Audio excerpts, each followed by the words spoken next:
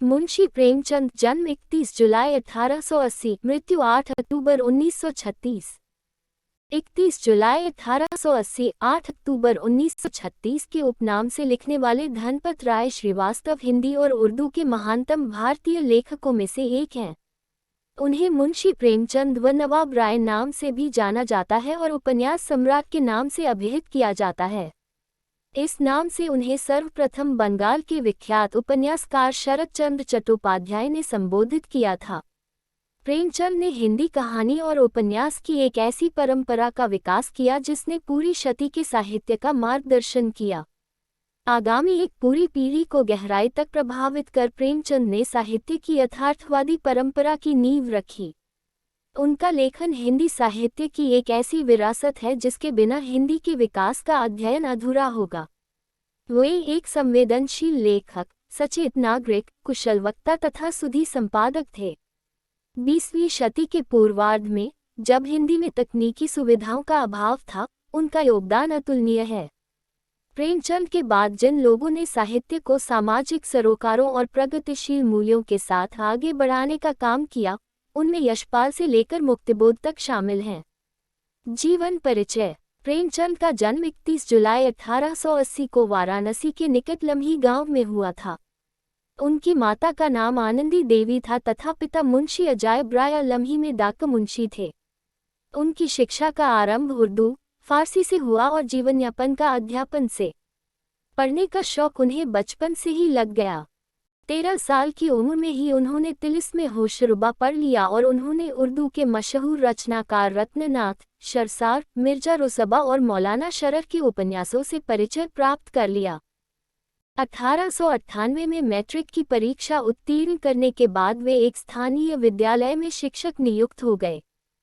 नौकरी के साथ ही उन्होंने पढ़ाई जारी रखी। 1910 में उन्होंने अंग्रेजी, दर्शन, फारसी और इतिहास लेकर इंटर पास किया और 1919 में B.A. पास करने के बाद शिक्षा विभाग के इंस्पेक्टर पद पर नियुक्त हुए।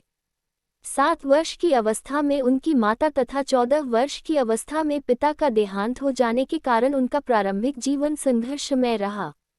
उनका पहला विवाह उन दिनों की परंपरा के अनुसार 15 साल की उम्र में हुआ जो सफल नहीं रहा। वे आर्य समाज से प्रभावित रहे, जो उस समय का बहुत बड़ा धार्मिक और सामाजिक आंदोलन था। उन्होंने विधवा विवाह का समर्थन किया और 1906 में दूसरा विवाह अपनी प्रगतिशील परंपरा के अनुरूप बाल विधवा शिवरानी देवी से किया। उनकी 3 संतानें हुई, श्रीपत राय, अमृत राय और कमला देवी श्रीवास्तव।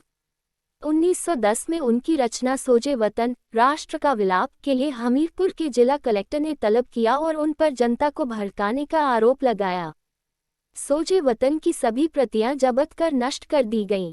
कलेक्टर ने नवाब राय को हिदायत दी कि अब वे कुछ भी नहीं लिखेंगे, यदि लिखा तो जेल भेज दिया जाएगा। इस समय तक प्रेमचंद धनपत राय नाम से लिखते थे। उर्दू में प्रकाशित होने वाली ज़माना पत्रिका के संपादक और उनके अजीज दोस्त मुंशी दयानारायण निगम ने उन्हें प्रेमचंद नाम से लिखने की सलाह दी। इसके बाद वे प्रेमचंद के नाम से लिखने लगे। उन्होंने आरंभिक लेखन ज़माना पत्रिका में ही किया। जीवन के अंतिम दिनों में वे गंभीर रूप से बीमार पड़े। उनका उपन्यास मंगलसूत्र पूरा नहीं हो सका और लंबी बीमारी के बाद 8 अक्टूबर 1936 को उनका निधन हो गया। उनका अंतिम उपन्यास मंगलसूत्र उनके पुत्र अमृत ने पूरा किया। पारिवारिक जीवन। प्रेमचंद का कुल दरिद्र कायस्थों का था, जिनके पास करीब 6 बीघी जमीन थी और जिनका परिवार बड़ा था। प्रेमचंद के पितामह मुंशी गुरु सहाय लाल पटवारी थे। उनके पिता मुंशी अजायब लाल डाक मुंशी थे और उनका वेतन लगभग 25 रुपये मासिक था। उनकी मां आनंद देवी सुंदर, सुशील और सुघड़ महिला थी। 6 महीने की बीमारी के बाद प्रेमचंद की मां की मृत्यु हो गई। तब वे 8वीं कक्षा में पढ़ रहे थे। 2 वर्ष के बाद उनके पिता ने फिर विवाह कर लिया और उनके जीवन में विमाता का अवतरण हुआ। प्रेमचंद के इतिहास में विमाता के अनेक वर्णन हैं। ये स्पष्ट है कि प्रेमचंद के जीवन में मां के अभाव की पूर्ति विमाता द्वारा न हो सकी थी। विवाह। जब प्रेमचंद 15 वर्ष के थे, उनका विवाह हो गया। वह विवाह उनके सौतेले नाना ने तय किया था। उस काल के विवरण से लगता है कि लड़की न तो देखने में सुंदर थी, न वह स्वभाव से शीलवती थी, वह झगड़ालू भी थी। प्रेमचंद के कोमल मन का कल्पना भवन मानो नींव रखते रखते ही ढह गया। प्रेमचंद का ये पहला विवाह था। इस विवाह का टूटना आश्चर्य न था। प्रेमचंद की पत्नी के लिए यह विवाह एक दुखद घटना रहा।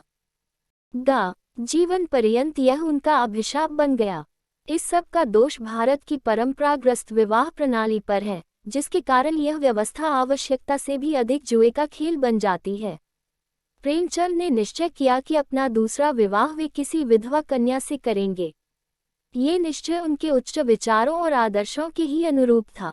प्रेमचंद का दूसरा विवाह सन 1905 के अंतिम दिनों में आपने शिवरानी देवी से शादी कर ली। शिवरानी देवी बाल विधवा थीं। उनके पिता फतेहपुर के पास के इलाके में एक साहसी जमींदार थे और शिवरानी जी के पुनर्विवाह के लिए उत्सुक थे। सन 1916 के आदिम युग में ऐसे विचार मात्र की साहसिकता का अनुमान किया जा सकता है। ये कहा जा सकता है कि दूसरी शादी के पश्चात इनके जीवन में परिस्थितियां कुछ बदली और आय की आर्थिक तंगी कम हुई। इनके लेखन में अधिक सजगता आई। प्रेमचंद की पदोन्नति हुई तथा ये स्कूलों के डिप्टी इंस्पेक्टर बना दिए गए। इसी खुशहाली के जमाने में प्रेमचंद की 5 कहानियों का संग्रह सोजे वतन प्रकाश में आया। ये संग्रह काफी मशहूर हुआ। शिवरानी जी की पुस्तक प्रेमचंद घर में प्रेमचंद के घरेलू जीवन का सजीव और अंतरंग चित्र प्रस्तुत करती है। प्रेमचंद अपने पिता की तरह पेचिश के शिकार थे और निरंतर पेट की व्याधियों से पीड़ित रहते थे। प्रेमचंद स्वभाव से सरल, आदर्शवादी व्यक्ति थे। वे सभी का विश्वास करते थे, किंतु निरंतर उन्हें धोखा खाना पड़ा। उन्होंने अनेक लोगों को धन राशि कर्ज दी, किंतु बहुधा ये धन लौटा ही नहीं। शिवरानी देवी की दृष्टि कुछ अधिक सांसारिक और व्यवहार कुशल थी। वे निरंतर प्रेमचंद की उदार कसती थीं, क्योंकि अनेक बार कुपात्र ने ही इस उदारता का लाभ उठाया। प्रेमचंद स्वयं संपन्न न थे और अपनी उदारता के कारण अर्थ संकट में फंस जाते थे। द पोर्शन शीर्षक कहानी में प्रेमचंद एक कपटी साहित्यिक द्वारा अपने ठगे जाने की मार्मिक कथा कहते हैं। शिक्षा गरीबी से लड़ते हुए प्रेमचंद ने अपनी पढ़ाई मैट्रिक तक पहुंचाई। जीवन के आरंभ में ही इनको गांव से दूर वाराणसी पढ़ने के लिए नंगे पांव जाना पड़ता था। इसी बीच में इनके पिता का देहांत हो गया। प्रेमचंद को पढ़ने का शौक था, आगे चलकर यह वकील बनना चाहते थे, मगर गरीबी ने इन्हें तोड़ दिया।